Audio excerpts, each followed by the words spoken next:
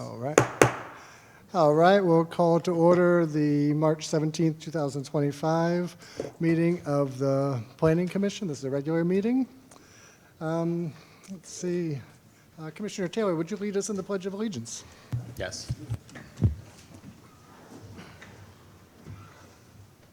I pledge allegiance to the flag of the United States of America and to the republic for which it stands, one nation, under God, indivisible, with liberty and justice for all.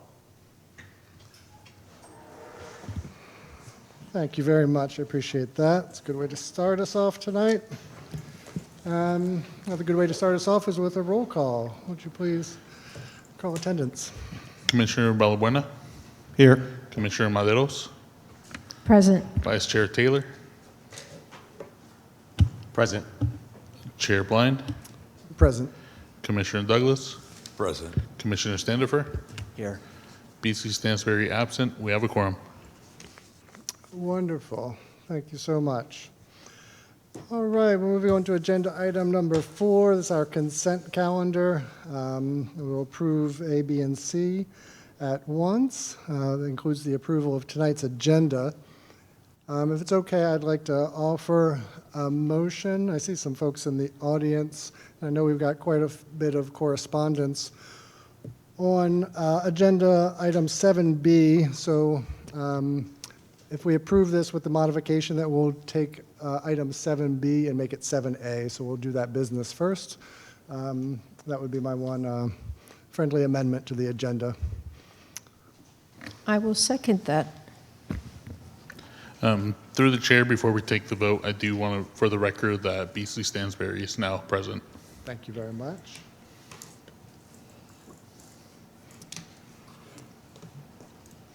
All right, can we move to a vote for the consent calendar and approval of the agenda as amended so that 7B will now be 7A?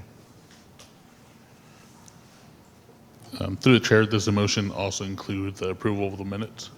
Yes, approval of the minutes from our previous meeting, March 3rd, as well. So 4A, B, and C. That's what we're voting on. Wait, through the chair. The minutes in the agenda are to approve the March 3rd regular meeting minutes, but the minutes that are attached are from February 3rd. Is that right? So we meet a lot, so I don't know which date is right. All right, so how about this? So, We are going to go with an approval, or make a motion to approve 4A. typo to That's the the title. approval of the agenda. And 4C, that's the consent calendar, minus the approval of the minutes, and we'll have those come back when they're clear. So right now, we're going to approve the agenda today with the modification to make item 7B, that's the Mare Island item, into 7A, so we can handle that business first while people are here in the audience.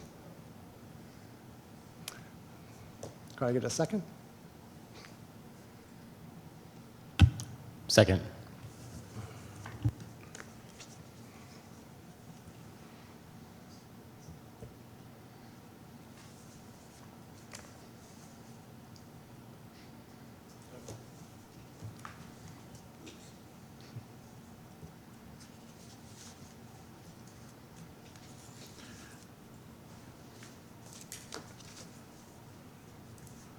we have 7 ayes and the motion carries. Wonderful. So we'll make that friendly amendment to the agenda. And at this point, we'll take item number 5. That's our report of our City Council liaison, Councilmember Matulik. Welcome. Thank you for providing a report to us.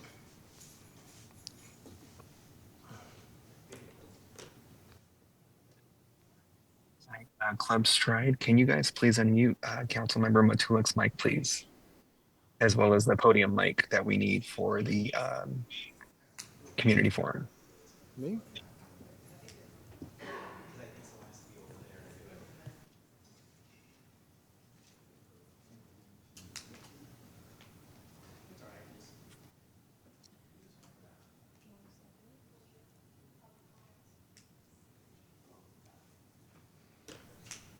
Yeah, we will need that mic eventually. I appreciate your flexibility, No worries. Councilmember Matulik. Good evening, Chair Blind, Vice Chair Taylor, and the rest of the commissioners, along with city staff. So thank you all for being here. I think this is the first time I've actually seen the full commission here at the same time. So thank you. Thank you all for being here and all the great work you guys do. So for those that may have paid attention to our last city council meeting, we actually had another appeal come in front of us. It wasn't from your actual board, but it came from Design Review Board, which, as you all understand, is typically a stepping stone to some of the projects that may get to you. So it's always good to kind of keep your ear and eye out to all the other commissions that you may be associated with. And once again, I have been pushing for the Planning Commission and the Economic Development Department Commission to kind of be able to work together to kind of do some more forward thinking of some things. So if there's areas I would like to, and I'm going to talk to Councilmember Matias to see if there can be a joint working session potentially, to where if there are areas that the Planning Commission and Economic Development, for example, if they're specific for your specific plans, if there's certain zonings or some things that may need to be tweaked that from their economic development perspective, those are the type of thinking and conversations I would like to start and have in there. Now, whether anything comes out of that, you'll only know, and you won't know until you have those conversations. So at least we want to start those thoughtful conversations. Once again, we're in that frame now, especially with this new council, of more forward thinking, it seems like, than reactionary type of stuff. So hopefully, once again, that we can get to that level. And other than that, that would be my report from City Council. So any questions? Seeing none? Thank you. Thank you very much. Appreciate your time. All right, thank you so much. Then we're going to item number 6. This is our community forum. This is an opportunity for anyone wishing to address our commission on any matter which is both in our purview as well as not on the agenda tonight. If it's on the agenda tonight, there will be another opportunity for public comment. This is for anyone wishing to address our commission on any matter that is under our purview and not on the agenda for tonight. So we will allot 3 minutes for any person wishing to make a comment, and we'll put up a timer here and allow a couple minutes for people to sign up for that, either in the audience here directly or online. Through the chair, I am unable to display the on-screen timer. However, we do have one member of the public signed up already who would like to come up and speak if you're willing to hear them. Wonderful. We'll do that while anyone else can partake in signing up. Thank you. Daniel B., please come to the podium. All right. There you go. You understand how to use it. Good job. I do. Good evening, commissioners. My name is Daniel Boone. I'm a Mare Island resident, and Council member Matulak just mentioned the specific plan. I just wanted to speak briefly tonight on that topic. The draft specific plan was submitted to the Planning Department in October.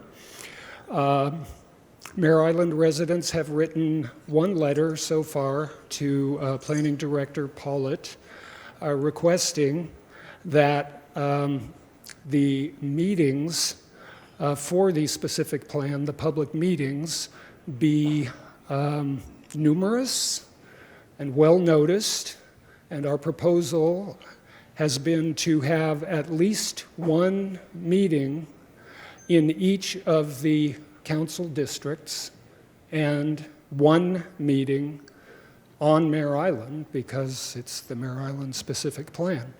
So early warning or early word, I just wanted you all to know, as commissioners, I'm sure you do know, that the specific plan is going to be a very big proposal that is going to come before you. And I hope that you will have many and well-noticed meetings, and because that's what it deserves. Thank you. Thank you very much for providing us with those comments. Are there any- No other speakers at this time, Chair. Okay, well, thank you very much. Appreciate that, yeah.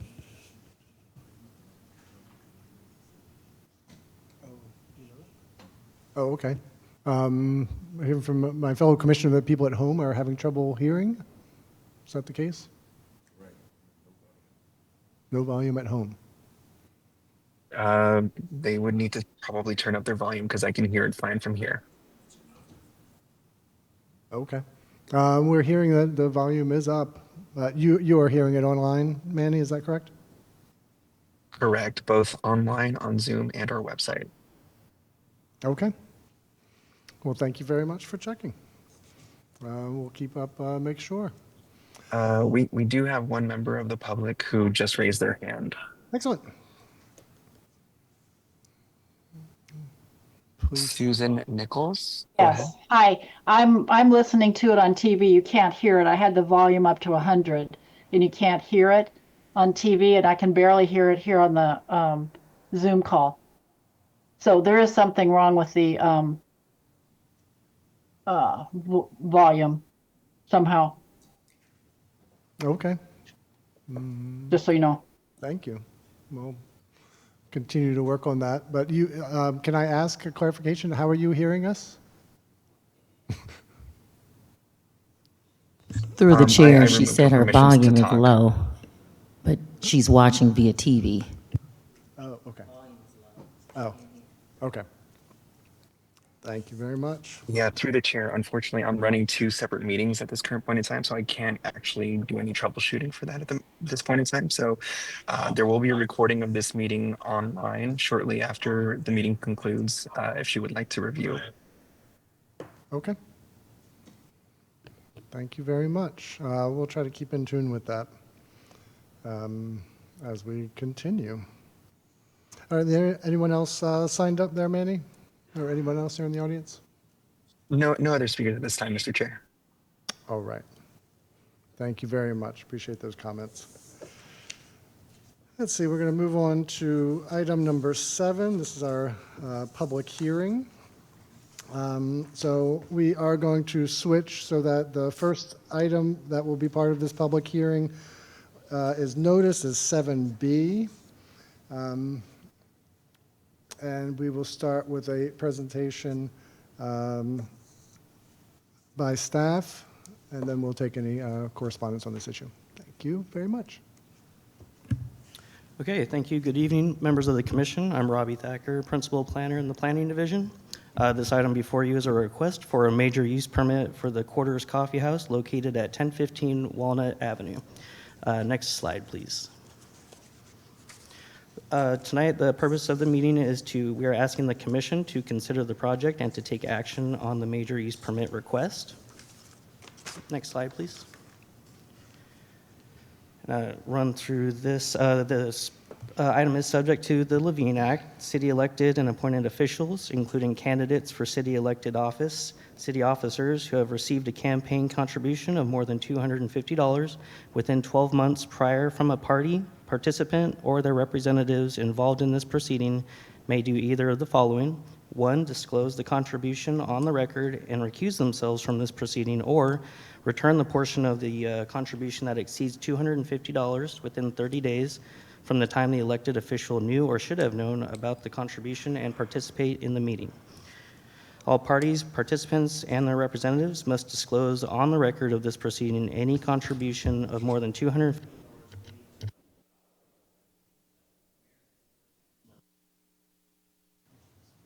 Sorry. City officers are prohibited from accepting, soliciting, or directing a contribution of more than $250 from a party, participant, or their representatives during a proceeding and for 12 months following the date a final decision is rendered. Next slide, please. Okay, this project is located near the intersection of Walnut Avenue and Kansas Street on Mare Island, and it's also located within the Mare Island Specific Plan Area. The project site is also located within the Mare Island Historic District. The site is surrounded by repurposed office and commercial uses to the north, offices to the east, and repurposed office and commercial uses to the south and west. The site's general plan designation is District Mare Island, and it's implemented within the SP4 Mare Island Specific Plan Zone District. Next slide, please. A little bit about the project site. It's currently occupied by the Quarters Coffee House, which is a coffee shop that primarily offers coffee and tea products and prepackaged foods. The building is a city landmark within the Captain's Row, which is a series of historic residences historically used to house naval officers assigned to the Mare Island Naval Shipyard. The building was then later on converted into commercial spaces as it's used today. Of the 3 floors of the building, the 2,270 square foot ground floor is the only floor accessible to customers, with the other floors being non-occupied. The applicant, the Mare Island Company, is interested in expanding their product offerings at the coffee shop to include the sale of beer and wine to provide a wider variety of products for customers. Next slide, please. Per the Mare Island Specific Plan, a major use permit is required to be approved by the Planning Commission to allow for the sale of alcoholic beverages. The applicant is proposing a Type 20 ABC license that would allow for the sale of beer and wine to be sold for off-site consumption only. The proposed display area would take up only a small portion of the existing tenant space, and a condition of approval of the use permit is proposed as part of the project that would limit the percentage of floor area dedicated to the display of alcoholic beverages to only 10% of the tenant space, which is approximately 270 square feet. And also, if the business were to change to a different business, this condition would still run with the land. The display area proposed would be located adjacent to other product displays in the tenant space. Next slide. As shown on this floor plan, the proposal would add shelving along the wall in one of the rooms that would be used for the display of beer and wine products. There are no other proposed changes to the business or the structure as part of this project. The hours of operation of the business will not change and would continue to operate from 7 a.m. to 3 p.m. daily. However, alcohol sales will only be authorized beginning at 8 a.m. as required by Vallejo Municipal Code Section 16-30502, which prohibits alcohol sales between the hours of 12 a.m. and 8 a.m. unless a separate major use permit is approved by the Planning Commission. Next slide. The Vallejo Municipal Code includes additional special use regulations intended to mitigate potential impacts associated with the sale of alcoholic beverages. These regulations would ensure the operator of the business prevents a number of things, including loitering on site, limiting late night sales of alcohol, keeping the property clean, free and clear of litter or graffiti, displaying proper signage related to alcohol regulation, and allows for periodic inspections by city staff, and follows proper requirements if and when the business changes hands to a new operator. The existing hours of operation are not proposed to change and would continue to be 7 a.m. to 3 p.m. daily. However, I already covered that, sorry. These regulations are proposed to be included as conditions of approval to ensure implementation of these operational standards. Next slide, please. Okay, consistency with the general plan, specific plan, and zoning. Overall, staff finds that the project is consistent with the Vallejo 2040 general plan, the Mare Island specific plan, and the Mare Island specific plan zone district. The use permit will allow the existing coffee shop to allow the sale of beer and wine products for retail sale, serving the surrounding neighborhood, residents, employees, and visitors to Mare Island, and does not propose to alter or modify the existing historic resource. The site's current operations and anticipated addition of alcohol sales are appropriate for the location, as the site has adequate access, parking, and utilities to serve the existing and proposed use of the site. The project will only add a small amount of alcohol for display, less than 10% of the tenant space, and the primary use will continue to operate and will maintain its current business, which is a compatible use for the neighborhood. The project is also conditioned to implement the special use regulations for alcoholic beverage sales, and the project was also recommended for approval by the Vallejo Police Department, and therefore staff believes all the required findings can be made for the project. Next slide, please. Staff has reviewed the project for compliance with the California Environmental Quality Act and has determined that the project is considered categorically exempt from the provisions of CEQA pursuant to Section 15301, existing facilities of the CEQA guidelines. The project is exempt from further environmental review. Next slide, please. This project was notified pursuant to Vallejo Municipal Code Section 1660208, and a 14-day calendar day notice of the hearing was published in the Times-Herald, mailed to all active neighborhood groups and all property owners within 500 feet of the subject property, and other local agencies, including the Planning Commission and the property owner, were notified. Next slide, please. Prior to the meeting, staff did receive 4 letters of public comment, all in objection to the proposed use permit request. The letters state that they believe allowing the sale of alcohol will exacerbate existing issues on Mare Island, which include unsafe driving and speeding, people driving under the influence of alcohol, trespassing on private property and littering, as well as fires from people camping overnight and drinking. The letters also state that the Vallejo Police Department and private security of Mare Island do not provide enough presence to address these types of issues on an ongoing basis. And lastly, that allowing the sale of alcohol will lead to increased competition for existing businesses on Mare Island that currently sell alcohol. Staff notes these concerns from the residents. However, the business will only have a small display area of beer and wine and will be limited to 10% of the floor area, and resulting in a very small display of alcohol in the tenant space. And the business will be closed by 3 p.m. on a daily basis, and believe that this request will not contribute to any worsening of any existing issues that were raised in the letters. Further, the Vallejo Police Department has reviewed this request and does not oppose the use permit or believe that it will cause any additional issues with respect to crime on Mare Island. Additional conditions of approval are included with the use permit that requires the site to be litter-free, prohibit loitering, walking the site daily to pick up any discarded containers or garbage, and are subject to inspections by city staff or the Vallejo Police Department if they find that there is any criminal activity occurring with the business. Next slide, please. Staff recommends that the Planning Commission find the project exempt from CEQA and adopt a resolution to approve Major Use Permit 24-0006 based on the findings and conditions contained in the staff report. Next slide, please. And that would complete my presentation. I am available to answer any questions, and I believe the applicant is in attendance as well. Thank you. All right, thank you very much. I'm going to go ahead and open up the public hearing and see if the applicant wants to make some brief remarks before we have some questions from the commission members. The applicant would like to make any brief remarks at the beginning of this public hearing?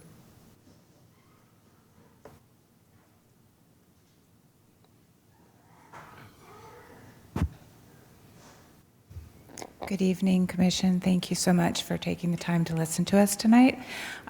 We are actually very excited at this opportunity. As some of you know, we opened the Quarters Coffee House because the community reached out to us and said, we can't get a cup of coffee on the island and we can't find a quart of milk or eggs or cheese or ice cream.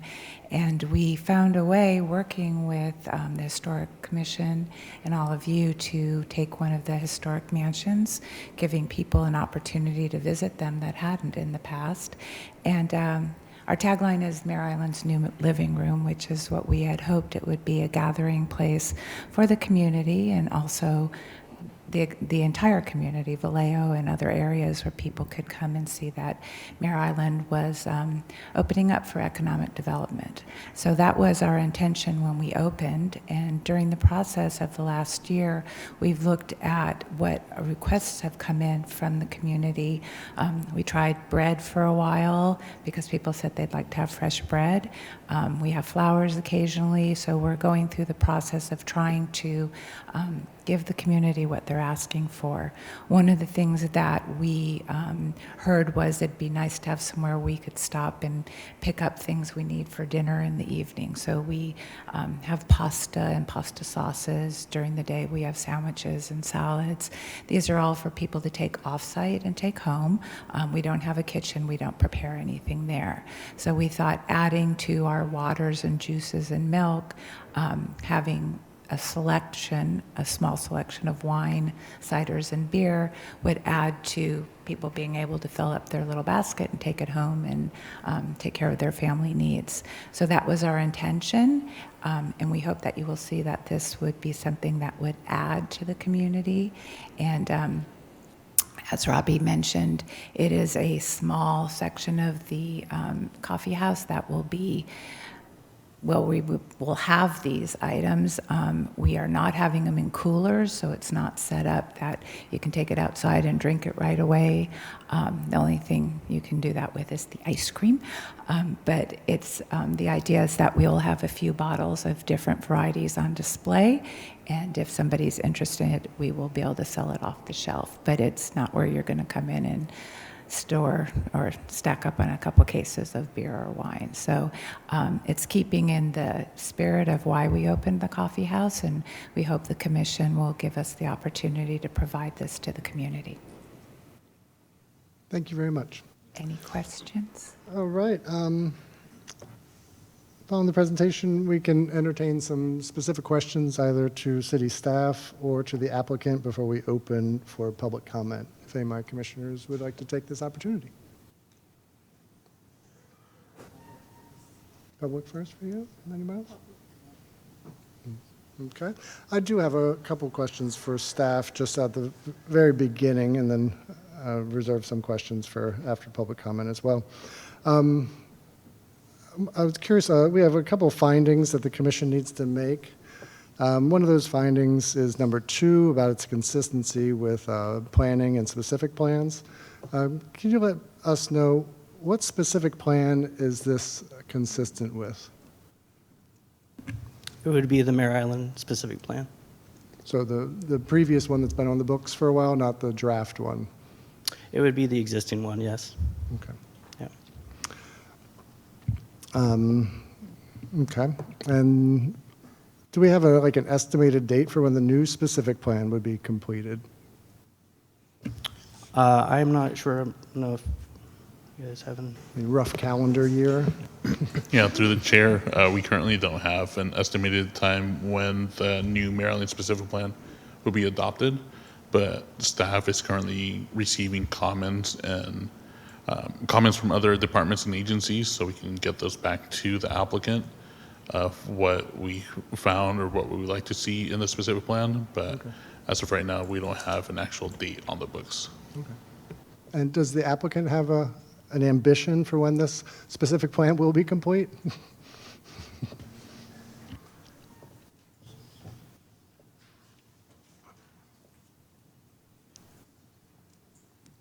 Thank you, Commissioner.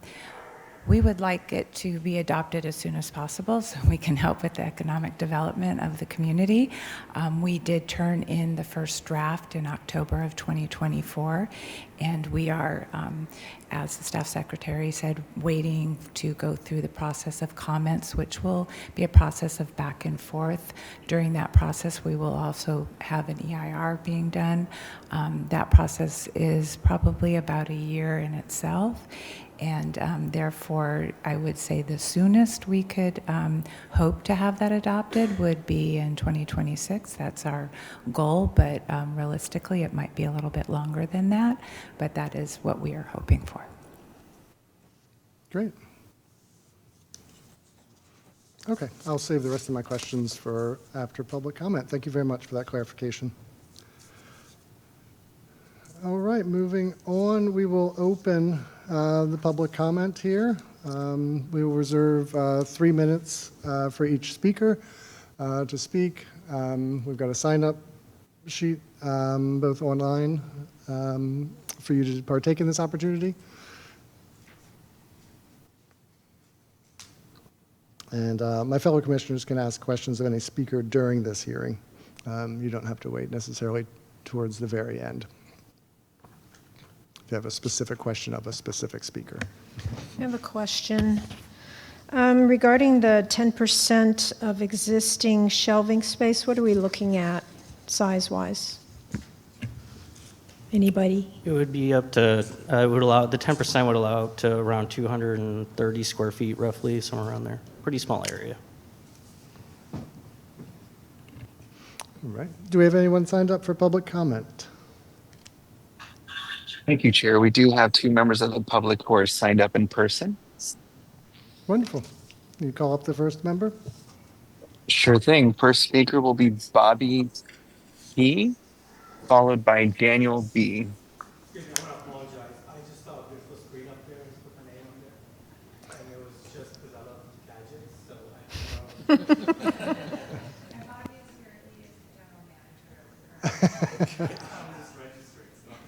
No worries. We appreciate that the gadget has been attractive. It's serving a purpose.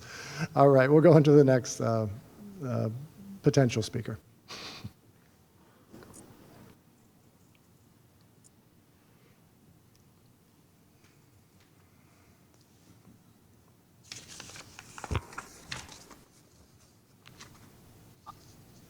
Good evening again. I sent a letter. I hope that you have all had an opportunity to read it, but if not, it made 3 main points. If you sell containers on Mare Island, you will add to the trash load on Mare Island. I walk from my home down to the ferry boat area every day. I have picked up literally hundreds, if not thousands, of empty bottles, cans. This morning, empty Corona bottle, empty Pacifico can. Of course, They're on the website already. Sorry? Manny, I think your microphone is live. Sorry for that interruption. Please go ahead. Okay. That's a Monday morning. Of course, that's a very light day. Fridays, Saturdays, of course, much heavier. And Mare Island is known to other people in the community as a big party area. So if you sell more containers, you're going to add to that trash load on Mare Island.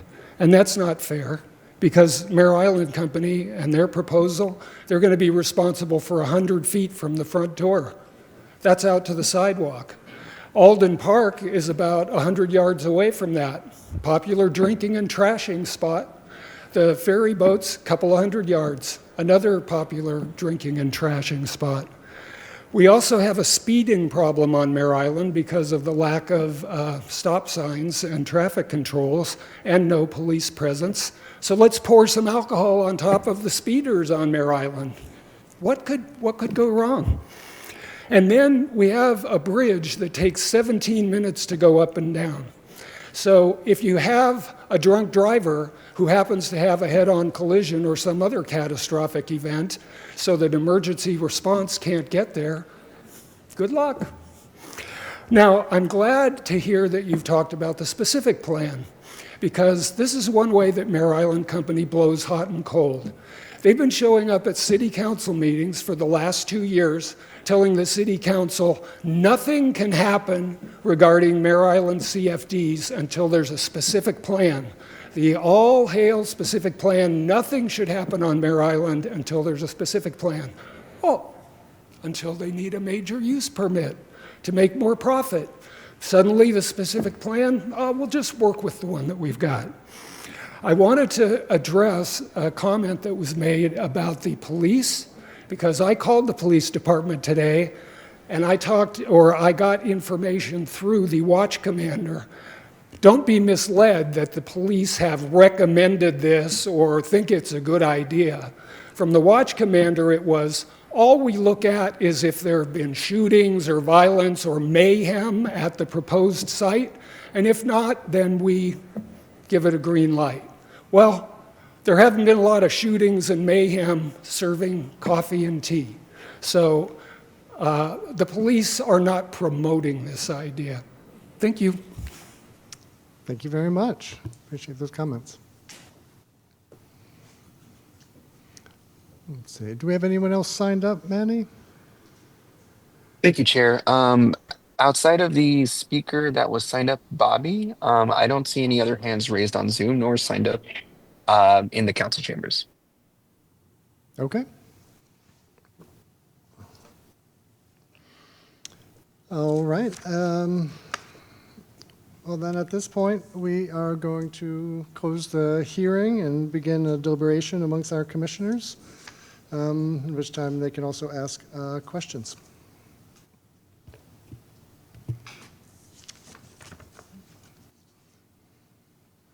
Anyone?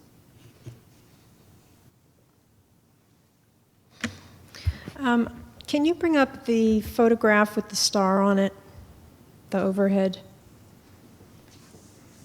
Yeah, that would be the slide with the vicinity map. Manny, if we could bring that up.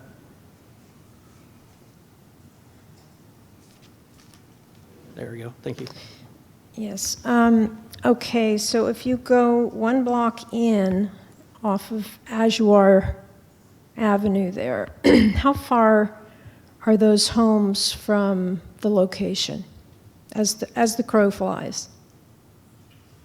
I'm sorry, going what direction from the project site? It's off, they're right there on the corner of Ajuar and I think that's Flagship. I would say that it's a couple 100 feet, maybe. Okay, so did everybody in that neighborhood get the letters?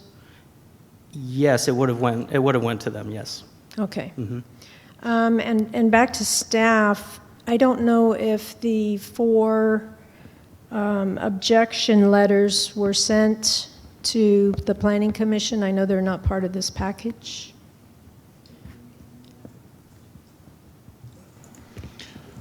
Through the chair, earlier today, an email was sent to all the planning commissioners with the 3 letters that we received in the morning, and then I believe Robbie also printed out the 4th one that we received after 5 p.m.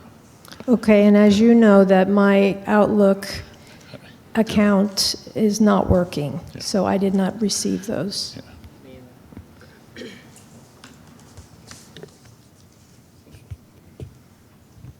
Okay.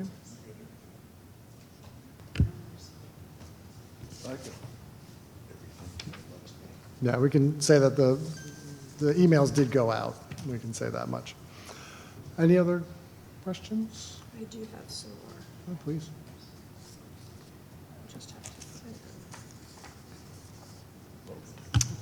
So I have one question as well. You had made a comment, this is to the applicant.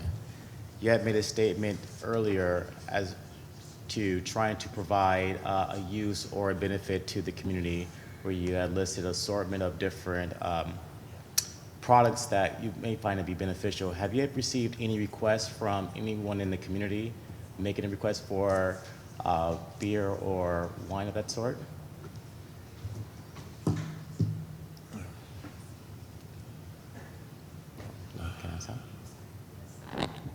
Thank you, Vice Chair. We have received requests when people have come in hoping that we would expand and offer more. We also did a survey monkey to all of our people that come in, and we have a mailing list of people who frequent, asking them if they would like to see any beer, wine, or cider, and what they would like to see, price point they would like to see. And so we are still collecting that information, but there has been shown an interest in that they would like to see that. Primarily, we're in keeping with what we're doing. We try to have only local vendors. We start with Vallejo companies, then we expand out to the greater Bay Area, but we try to stay as close as we can to keep everything in. So that was in line with some of the requests that they wanted small craft beers or small wineries, and that's what we heard, and that's what we're looking to provide. Great, thank you. And I have a question to the Planning Commission. Do we have any other type of store that provides a certain level of convenience in terms of assortment, like if we had like a convenience store or mom and pop shop that offers any assortment of products for their community on their island? To my knowledge, there isn't any option like that available on Mare Island at the moment. Okay, so let me see if I can understand it. So as of right now, the applicant's establishment is the only place that offers something of that sort as of right now. Just as if we're going to make an assumption at this point. That's correct. Great, thank you.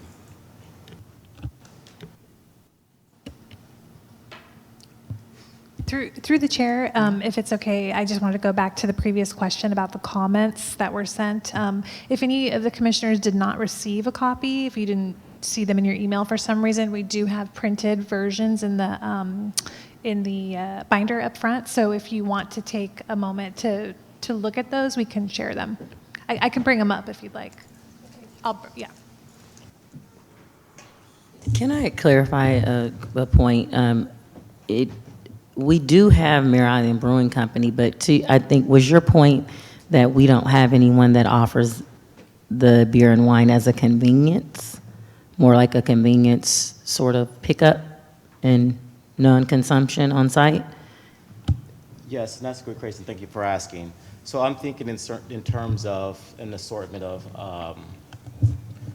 products. So I know we have the Mare Island Brewing Company, but I'm thinking if in terms of like a neighborhood convenience store or like a mom and pop shop, in a way we see where they offer milk, coffee, bread, flour, or things of that sort, or maybe even beer or even wine as a collection of produce and beverages.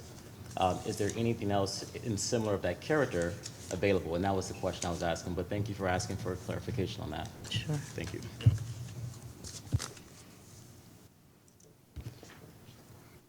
All right, I'm going to jump in with a few questions here while other people contemplate theirs. One of the reasons I was curious about the specific plan is this is a rather unusual applicant. And this is not a small business owner. This is the developer of Mare Island. This is the Mare Island Company themselves, who is also responsible for the specific plan. So the timing of these two efforts is raises some interest of whether this should wait for a new specific plan, which I would never ask of a small business to wait for a specific plan, but a small business that is actually the responsible party for that specific plan is a somewhat different kettle of fish. Also, because of that condition of the particularities of this applicant also being the Mare Island Company themselves, is how we, on the conditions of operations, we have some very standard conditions on those operations. Numbers 2, 4, 5, and 6 all have a very common definition of how we define the site. It's within a certain distance from the front. It's a patrol of a certain distance before closing time. Interesting to try to figure out how we define the site for an applicant who is the owner of the island itself and where their responsibility ends for this particular establishment. It's just kind of an open question I have. I don't expect an answer for right now, but I am curious about, and that's one of the reasons I came up with this question in the beginning about what specific plan are we saying this is consistent with. A couple questions I do have are how do we address finding number 6, and especially with the community concerns for the safety and welfare of the island. It's been was shared with us before the weekend and has been brought into stark relief with the fatality over the weekend on Mare Island that involved alcohol. So what can we say about the community concerns for the safety and welfare that would lead us to think that we should have the finding of number 6, that this is safe and consistent? Well, what I would say to that is that regarding the use itself, I mean, it's a very small scale display of beer and wine within a coffee shop that would be closing at 3 p.m. every day. That in and of itself does not generate any significant impacts in terms of physical, aspect of it. I think what you're talking about or referring to is other issues that are ongoing in Mare Island or Vallejo that are outside the scope, I think, of this request, and are maybe more akin to issues that are unrelated to the business. Could someone purchase alcohol from there and then drive drunk? Yeah, I mean it's a possibility. I wouldn't say it is going to be something that would happen frequently, or you can't necessarily tie that to happening at that business for sure. So it's kind of an unknown. But in terms of the physical, proposal, wouldn't cause a nuisance, in staff's opinion. And the report of the Vallejo, or the finding of the Vallejo Police Department, is that something we can make public. Can we disclose that? Is there a report that's actually been submitted? The correspondence that I've had with the Vallejo Police Department has been phone calls. I've also traded some emails, and those would be public record, yeah. Those would be public record? Okay. I think those could be helpful. We've heard public comment, and we've gotten public letters with some very specific and now heightened concerns about safety on the island, and people do have concerns about this being an exacerbating factor. Whether it is or not, I think the concern itself can be addressed with perhaps some more disclosure of what the Vallejo Police Department did find. Two other consistency things that were brought up in this one. One is in policy. There's the one that's it's EE-3.2 about local business impacts. Again, this is rather unusual because some of the tenants of Mare Island Company would be perceived to be potentially impact. Have you? This is a question for the applicant. Have you been engaged at all with the other purveyors of alcoholic beverages? You know, Godfather, Mare Island Brewing Company, the distillery out there, about any perceptions they have about the impacts that this may have in a positive or negative way on any of their establishments? Thank you. Yeah, we haven't had formal conversations with Mare Island Brew Company. We haven't really had formal conversations with anyone. We have a very good partnership with Vino Godfather next door. They do concerts. We do a lot of community events for the community in partnership with all of them. Vino Godfather was very excited when we opened the coffee house because they knew it would bring more people there, more business to them, and they had no objection to us carrying different beverages. I think there might have been more of a concern if we were serving, which we're not. And Mare Island Brew Company, I wouldn't expect that there would be any negative reaction, but we have not had that exact conversation. We have spoken to the new owners of what was Savage and Cook, Redwood, and they are in the process right now. I think you know they've closed down temporarily till they can redo their kitchen facilities, and they are perfectly comfortable with us doing what we are, and they're partnering very well with us on events. And I think one of the questions that was asked earlier by Vice Chair Taylor and Madero's Commissioner, thank you, is whether or not there were these type of businesses on the island. And I just wanted to take this opportunity, I hope it's not out of line, to say that the whole reason we did this in the first place, I know the timing may seem odd, the timing is because this is when this developer took ownership of the island, and we started talking at that point, what could we provide to the community as amenities that they're asking for. It took us about 2 years to get the coffee house open because we went through all the processes, and we didn't want to open everything immediately. We kind of went through the process to see if there really was going to be use of it. And again, like with the events, we partner with the other businesses on the island to bring more to them. Thank you for letting me speak. Yeah, thank you very much for answering the question. Hold up. I have a follow-up. Is there a possibility that you could just sell canned beer as opposed to bottled beer?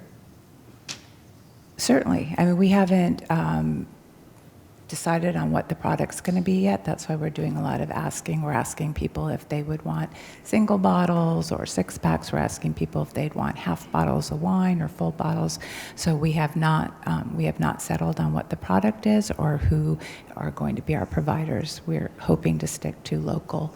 And yes, that would be something if that was what if that's what you as the commissioner would say, that would make you more comfortable. I don't think we could get wine in a can that anyone No. Well, I know we're stuck with the wine. The reason I ask is broken bottles. That's it. People go out there and party because they know the cops never or rarely go out there unless there is an issue. Now, I know that when I asked the staff member what kind of footprint the display is going to have, what are we looking at? Yes, right now, have you been to the coffee house? Oh, yes. Okay. The main room, when you come in where the refrigerator section is, we've got a community table in the center. Off to the left, there is one rack that currently holds candies. That is the display area that it would be. Okay, Just so that that's rack. just a very small Yes, yes. space. Yes. And one more question, as far as loading and unloading of the alcohol, where will that take place? So right now, Bobby could probably speak a little better to it, but my understanding is most of our suppliers are bringing in packages through the back. We bring them in. Paper goods we keep down in our basement, and the rest just comes in through the back kitchen.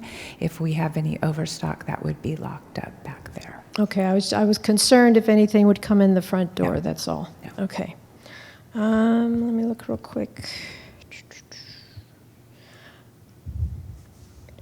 Well, I frequent that location. Thank you. It's a great place to go on a Sunday morning. I am encouraged to know what your hours of operation are for selling the liquor, because usually if people are going to party and, get out of control, they are going to purchase alcohol later in the evening or at night. So if you're closing at 3, I don't think I'm going to have an issue with that. Yeah, actually, Monday through Friday, we're open 7 to 3, and the restriction is that we don't start selling till 8 a.m., which is obviously fine. And on the weekends, our hours are 8 to 2. Okay, thank you. Thank you. To the Commissioner. I just have a couple of quick questions. So just to clarify, there's not an intention to refrigerate the alcohol? Like there's not going to be a refrigerated area where individuals would be able to purchase? Correct, and that was actually thought out, that we don't want to encourage that you're going to buy the beer and then go sit on our back lawn, because this is something, the idea is that we're even hoping to put together like little baskets where you can get your pasta and your sauce and maybe a bottle of wine, so you could take it home to your family for dinner. So it will be something that the idea is that you are taking this offsite. Okay, and just for, I know there were some individuals that were concerned, and they had mentioned some large company products that they would find thrown along the island, right? Like their Corona bottles, for example. Right. And I think and I point that out because I think individuals who are buying like these large packs at lower dollar figures have an intention maybe different than someone buying a small craft drink may have. So just to reiterate, because I believe you had mentioned that earlier, your intention is for local and small. Absolutely, that is all of our products. We try to do that. We get all of our salads and sandwiches actually from Provisions in town. Everything that we bring in, we try to do as local as possible. And most of the comments did say they would like craft and unique things, which is also a reason that we don't feel like we will be interfering with Vino Godfather or Mare Island Brew Company. It will be more of a specialty item that hopefully, to your point, they're not trying to buy it to go get drunk. I don't know. Thank you. Thank you.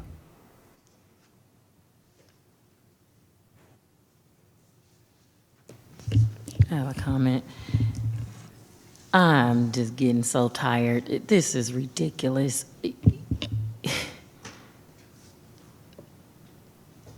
I almost want to pack up my own stuff and move. This is just ridiculous, the line of questioning. I mean, it's a developer. They own the island. We're going around the mulberry bush about whether they should sell wine or not. It's really not. Competition is business. This is a capitalistic society. Doesn't matter if they have competition. We all have competition. It's not a big deal. It's what we are accustomed to in this land. And if we don't like it, then we have to move. That's the reality. No one's buying a can of beer or a bottle of wine at 8 o'clock, coming way to Mare Island to sit on the bench. People are at work. That island, people work. The houses are $1 million freaking dollars. Ain't nobody sitting on no bench. They're not doing that. Whatever problems we had a year or 2 years ago is what we had. I don't live in the most desirable area here. I don't. And everybody knows that. It's the hood, it's ghetto. But guess what? Nobody is sitting on my corner drinking beer. They're not doing it. You know why? Because we all get up and go to work in the neighborhood. We've got riffraff, of course. You're gonna have riffraff on the island. You're gonna have riffraff at $1 million home, $5 million. You're gonna have it. We have houses, people sitting outside in City Hall. I mean, really? If that's what we sitting here discussing, if people are going to actually consume the drink, we not questioning being your godfather. Where's all this energy for being your godfather, Mare Island Brewing Company? We don't have that same energy. So I'm getting tired of us singling out developers who want to come here and develop the land that's been sitting for eons of years with tons of contaminants in it. Don't know how they're going to get through that with all that money that they're gonna spend to remediate that soil. There is a lot of work that needs to be done to this island. I'm not getting ready to sit here and tit for tat about bottles of wine and beer and their crap. We can't afford to do it. We are broke. This city is in shambles and we gotta wake up. No huge developer wants to come in and deal with this. It took them 2 years to open a coffee shop. It's ridiculous. It took me 2 years to open a restaurant, and guess what? Somebody told me it wasn't zoned for a restaurant, and it was. So guess what? I wasted another $30,000 because of incompetency. Yes. So we have to make some changes. We are practicing the definition of insanity here. We got to do something different. I'm not getting ready to sit back and forth and argue with no developer about the beer and wine license. They're not trying to sell Patron. They're selling beer and wine, and it's expensive. So, yeah, no, we're not going to do that here. Thank you for your comment, Commissioner. I'm glad you could make the meeting tonight. You glad what? I'm glad you made the meeting tonight. I'm sorry, if you have an issue with me, we can take it up after. Thank you. Not have an issue with you. Missed your voice, that's all I was trying to say. If I might just mention real quick, I just noticed an error in the conditions of approval for the project. It's number 3. It says that the operation and sale of alcoholic beverages shall be from 8 a.m. to 12 a.m. That is the standard code requirement, but I think the intent is to have it be limited to 3 p.m. So I think in your motion, and if you want to include that edit to be 3 p.m. as the end where they'd stop selling alcohol. On the conditions? Yeah, it's on the last page. Which one is that one? Number 3. This special use regulations for alcohol allow for 8 a.m. to 12 a.m., but I know we're dealing with the shorter hours of operation here with this business, and I know Commissioner Madero's had the concern about selling late at night, so I think that would be the intent of that condition. So. Great, thank you so much. And through the chair, Yeah. that's important distinction because this permit would run with the land. So in the event that the Mare Island Company sold the business to someone else and they had different hours, they could fill that. Yeah. So if they start operating until 5, then they would still only be able to sell until 3. Correct. They'd have to come back in and get a revision to the conditions of approval. Is that how it stands now, or something that we would have to put in a provision for? Well, right now, the draft conditions say till 12 midnight because that complies with the code and it was an error. So Bobby's suggesting that you adopt it with the 3 p.m. cutoff time. Which is what the applicant asked for, is that correct? Correct. Yeah, it's got their current business operation times, I believe, correct? Yes. It is, but I'm just making sure, because if they close later and they change their mind, what would be that process? They would have to come back. They would have to come back. Yeah, okay.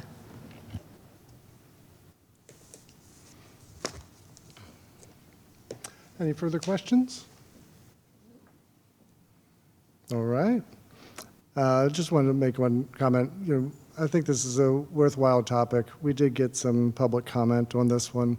There were several letters sent with very similar concerns about safety, and at least to me, it raised my alarm when those concerns about the safety and the speeding and the alcohol were validated over the weekend with 2 deaths on the island because of alcohol-related accident. So because of those confluence of events, I thought it was worthwhile for us to take these concerns with a little bit of heightened awareness about what's going on right now and how it relates to the concerns of the residents on the island, which are also the tenants of the applicant. So with that, I think we can entertain a motion.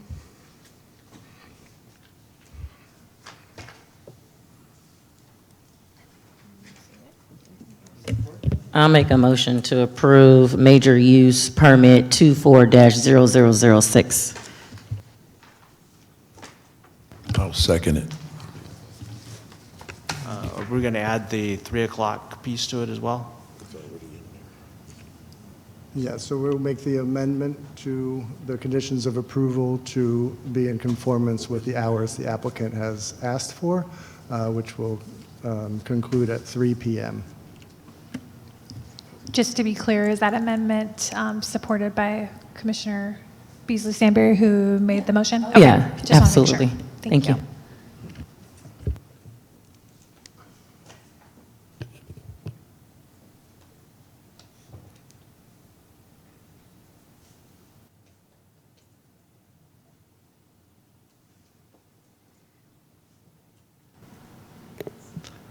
I need one more vote.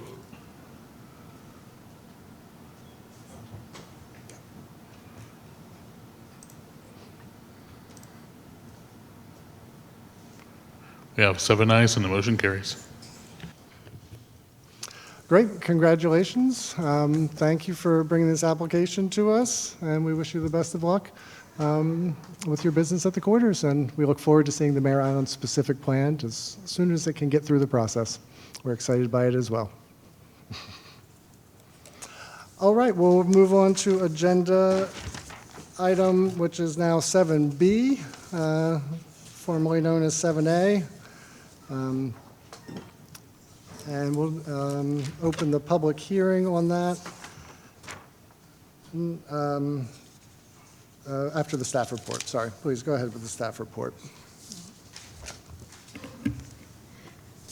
Good evening, Commissioners. My name is Laura Solomon, Associate Planner with the City of Vallejo. Tonight, I will be presenting the General Plan Progress Report. Propel Vallejo General Plan 2040 defines a vision of future change and guides the location and character of development.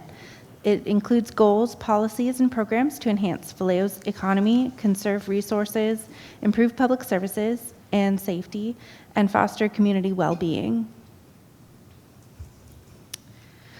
The annual progress report is required for every city and county. It must be submitted annually to the Governor's Office of Land Use and Climate Innovation and the State Department of Housing and Community Development by April 1st. This provides the Planning Commission, City Council, LCI, and HCD with a progress report on the general plan's implementation status. In 2024, 2 new ordinances were adopted. First, the tobacco retailing ordinance was added as Chapter 5.10 to the municipal code to ensure retailers comply with tobacco control laws and protect the health, safety, and welfare of the community, particularly youth. It aligns with the general plan policies, CP 1.10, tobacco sales and children, protecting children by restricting the location of tobacco sales. And it's designed to reduce the number of stores selling tobacco in Vallejo to 1 per 2,500 people, or 51 total stores based on the current population. Also, the sidewalk vending ordinance was added as Chapter 5.02 to the municipal code to regulate sidewalk vendors, peddlers, and solicitors in compliance with the new state law. This will require a city-issued permit, establish buffers, limit hours of operation, require liability insurance, and requires a permit for food sales with Solano County. This aligns with general plan policies EET 2.1 for economic diversification, 3.1 for local business development, 3.3 for dynamic downtown, and 3.4 for commercial and neighborhood corridors.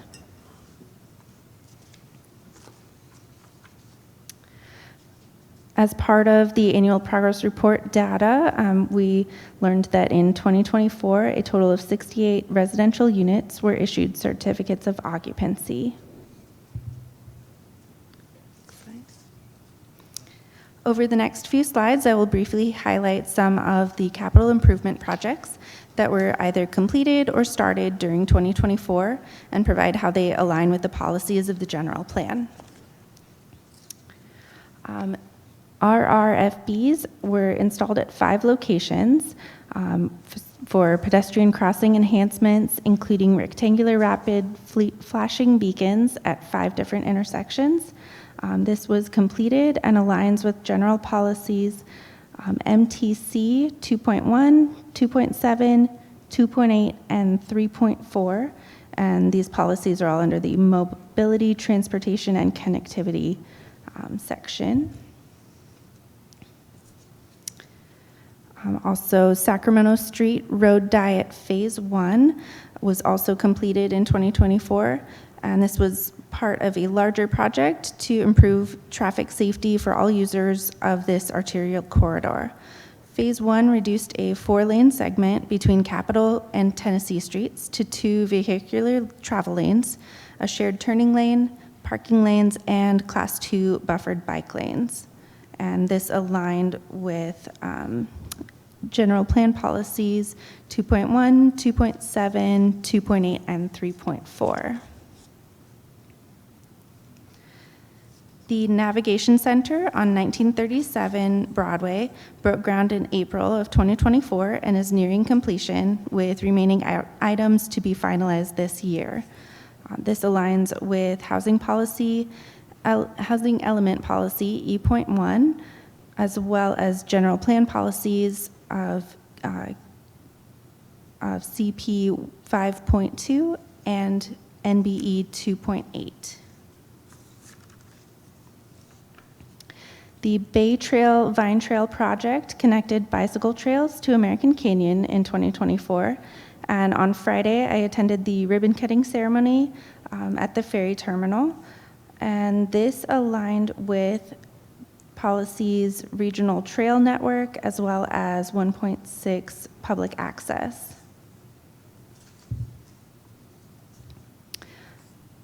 Then also in 2024, Lake Dogwig Park was renovated with a few punch list items to be finalized this year and aligned with community and people policy 3.5 of park maintenance.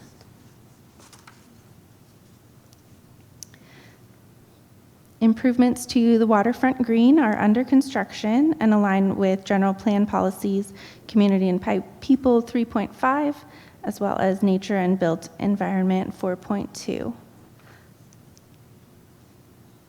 Thank you. This concludes the general plan update presentation, and we are happy to answer any questions. All right, thank you very much.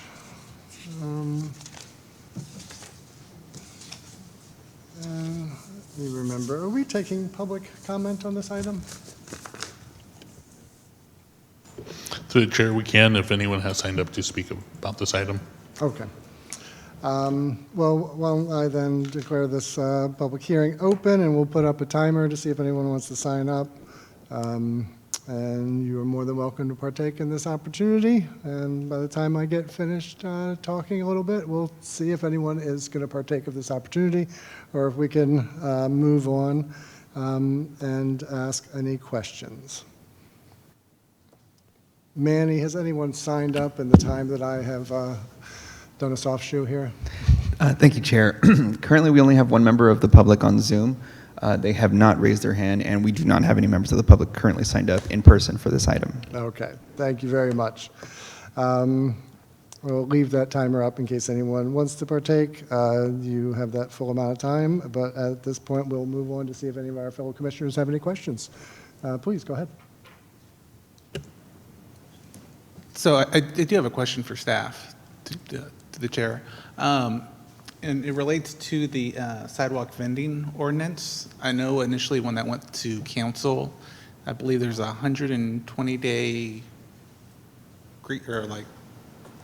window where individuals can sign up for permitting and then sign up for whatever training, or there's like this gray area where it wouldn't be enforced. But I believe we're coming up too close to that 120-day mark. So I'm curious if you've received any feedback or if you've received any requests for permits from any of the sidewalk vendors. I'm curious to see what type of success we had with extending that out. Yeah, through the chair. That's correct. So once the ordinance was adopted by City Council, it had 120 days until the ordinance went into effect, and that date is coming up, which is April 12th, when the sidewalk vendors ordinance has taken full effect. We have received interest from the public of how to obtain this special permit. We're currently still working through the kinks of it, of what application we're going to have specifically for these street vendors, and also creating the process of essentially what the badge that they need to carry is going to look like, who's going to enforce it. So we're working through those details at the moment. We actually had a meeting about it today. So. And I do have one more question as well. I noticed on the navigation center, it had the asterisk with completed, but then they said there might be some, I guess, continued modifications throughout this year to get it set up. So are those modifications significant? Because I haven't heard maybe I missed it. I haven't heard like an exact opening for the navigation center in terms of construction, from the construction standpoint. Through the chair, I have some. I'm not sure how accurate it is, but as of a week ago, I've been talking to Melissa Tigbow, the Public Works Director. The construction is completed. There's maybe some punch list items. They're going to turn over the key very shortly. But the council still has to choose an operator to open the shelter, and they haven't done that yet. So there's going to be a lag of a few months. I hope it's not longer than that. Have they actually opened up the bidding process for that? They did, okay. Yeah. And they've been negotiating they have one, and they just have to bring it to council and get approval and go through.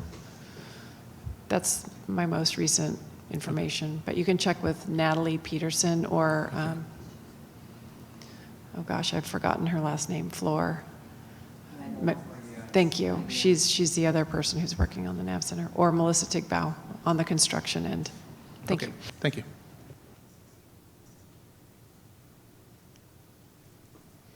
Any other questions? Just a comment. Under our housing element annual progress report, which I believe we had a update of that a while ago. I don't remember. Does anybody remember how long ago that was? Yeah. 2 months? Just past winter. Have our RENA numbers improved at all? They're pretty dismal, what's in this report here.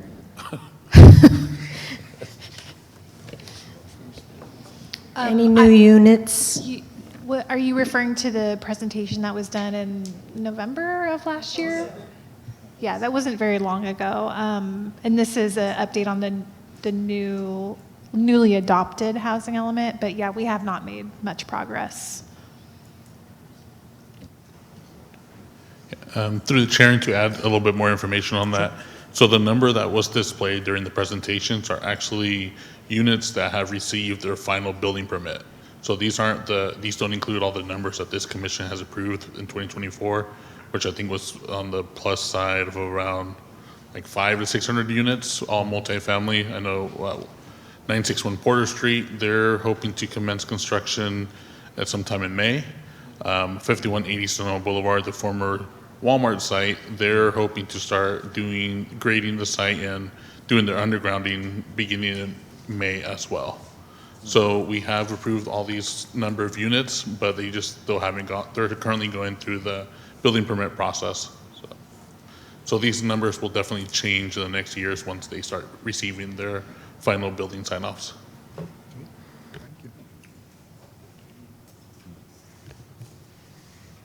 Any other questions? Yeah, I have a question. So I noticed there's some road work. I know there's a lot of work that happened on Redwood, and then there's another bunch of striping and changing that happened on Sacramento. So how do you come to the conclusion that, why did we do that? In other words, it seems to me that traffic is worse on Redwood now, and I've yet to see a bicycle on Sacramento. So is that paid for by a grant from the federal government, or is that out of our budget? This money that we spent that seems to just be money spent in my mind. Through the chair, that's a capital improvement program, and you can find all this information in the staff reports. If you look for like the Sacramento Street Road Diet or Redwood Street Road Diet, a diet is when they reduce the number of lanes, they add bicycle lanes. But I'm just asking, did we fund that, or what motivated us to most of that spend this money? Comes through the state. Oh, okay, so it's not the city is not paying, no. All these road projects are either federal or state-funded projects. Well, okay, at least that feels better, I guess. Anyway, thank you. Yeah, through the chair, if we all remember when we adopted the housing element, or when we made the recommendation to City Council to adopt the housing element, part of that was for us to secure an $800,000 grant from MTC to do the phase 2 of the Sacramento Street Diet. So north of Tennessee Street, the road diet project is going to expand along Sacramento Street.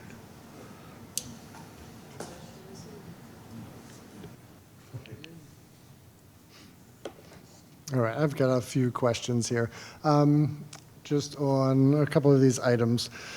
So one of the items caught my attention.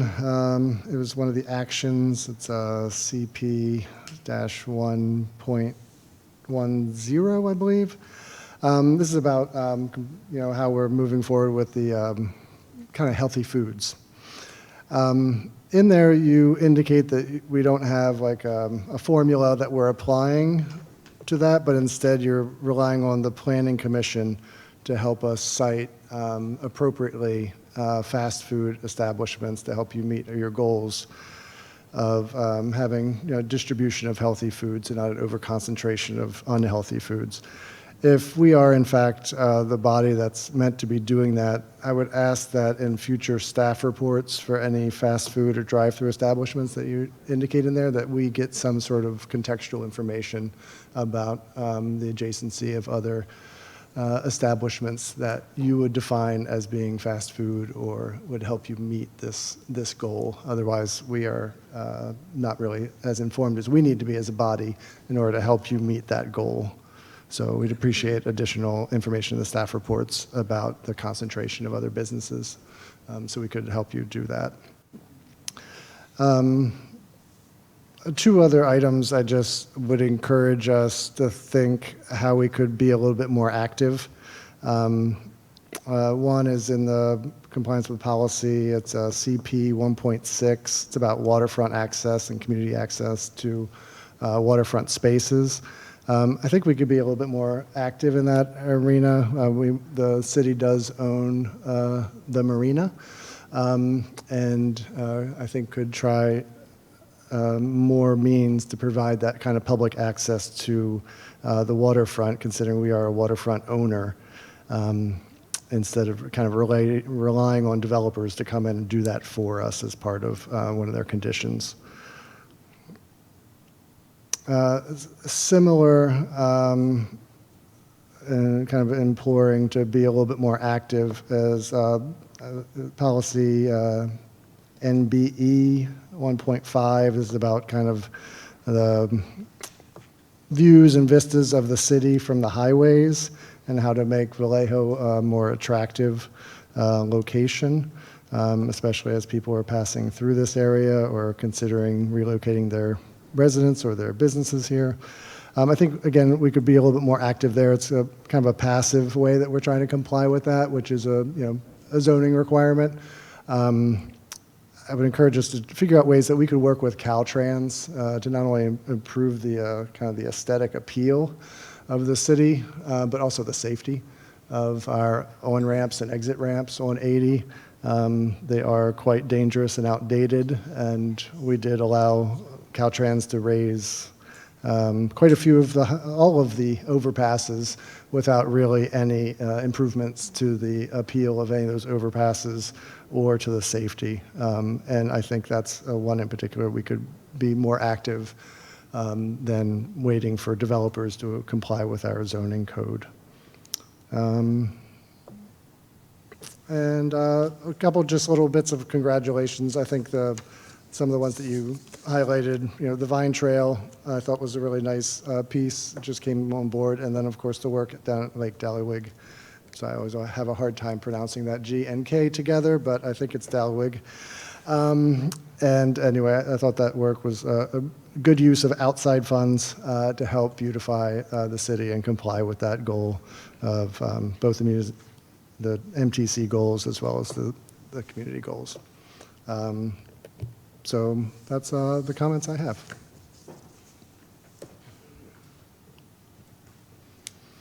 All right, with this, we need to make a recommendation to push this on to City Council. Is that correct? All right. That's correct. Can we get a motion to approve and recommend? Yes, a motion, well, through the chair, motion to adopt a resolution accepting and recommending City Council approval of the General Plan and Housing Element Annual Progress Report for the calendar year 2024. I'll second it. All right, let's vote.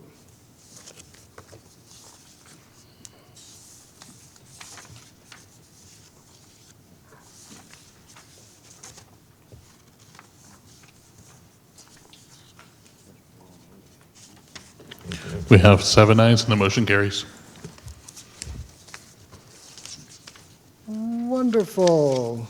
Look at that. Congratulations on the report and getting it completed and getting it to this milestone. And I hope it's well received at City Council when you get there. All right, we are through the public hearing section of our agenda. We're going to move on to number 8. Any written communications about these items? Thank you, Chair. The only written communications we received this evening were the 4 that were mentioned during the action item regarding the opposition of the major use permit for the Quarters Cafe. Great. All right, let's move along to the Secretary's report and item number 9. All right. Thank you, Chair. Hoping that the Planning Commission did notice a new attachment to the actual agenda that kind of gave an overview or a tentative Planning Commissioners meeting schedule for upcoming meetings that will become, or items that will be coming before the Commission. We do have both items tentatively scheduled to come before the Commission in April, on both dates in April. We do have a general plan and a zoning map amendment of 1235 Warren Street scheduled for April 7th, where the Commission will take action and make a recommendation to City Council. And then as well as April 21st, we will have the proposal of a 96 guest room hotel known as La Quinta, which will be located in the north end of town between Broadway and Sonoma and south of the Chick-fil-A that this commission approved sometime last year. And then also we just kind of provided a kind of a small list of items that aren't scheduled to come before the commission, but just to make the commission aware that these will eventually make their way before the Planning Commission. We do have the Vista Cove residential development, which includes 51 units. The KB Rollingwood residential subdivision, which is the old East Willow Little League baseball field.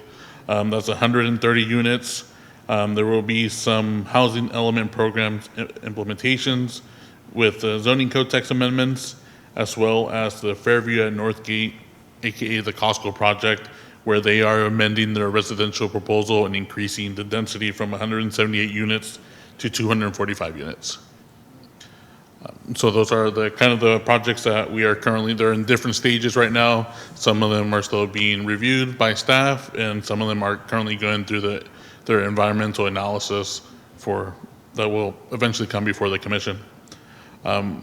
Second, I am going to start working with our secretaries to kind of create a packet for this commission of kind of like guides, and also like what's the commissioner do, provide a copy of the Rosenberg rules that apply to this commission, and as well as a process just in case of the chair is never here and the vice chair has to sit in, and how the flow of the meeting goes. So if one day either of the chair or vice chair and someone else volunteers, we can just download it and provide it to whoever steps in for that evening to know how to properly move this meeting along. Anything else? Other than that, that concludes my update for tonight. Great, thank you very much. I think it's slightly taking away a rite of passage of stumbling through your first couple of meetings as chair, but I'll defer that.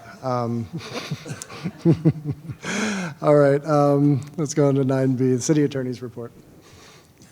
So I have nothing to report, but I wanted to talk to everyone while you're here. Do you have a means to fix your lack of access on your account so that you get all the documents you need to get? And do you guys want to talk about a plan B while that gets worked out? Well, I did get a email from Dahlia Vidal to my personal account, which the city also has, and she reached out to somebody in IT.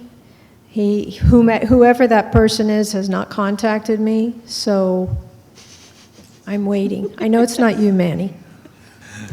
Through the chair, during the meeting, I did send an email to Dahlia just to kind of follow up on the conversation that we had 2 weeks ago. So hopefully we can get that resolved pretty soon. But in the meantime, to going off of Laura Zagaroli's, is there a plan B just in case if any of you guys aren't getting the emails? Well, Kristen, I believe you have my personal email address because I get things from you all the time. So that's my plan B. Through the chair, normally I don't comment, but I'll be sure to forward that comment about your email to IT tomorrow when I see them. And then just in case in the future you guys run into an issue with not being able to access certain documents, for each meeting on the website, whenever I receive presentations or correspondence, I upload them directly to the site. So if for whatever reason you can't access them, you can get them on the site as soon as they're published. Which I do, but the 4 letters were not included in that tonight.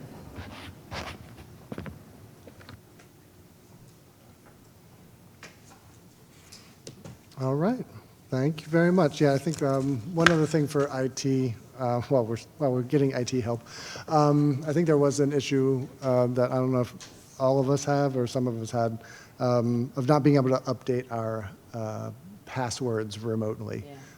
So then every time our password needed to be reset, you had to call like IT or ask somebody for some help resetting it. And I think there's a setting. I know they set it on mine after some time.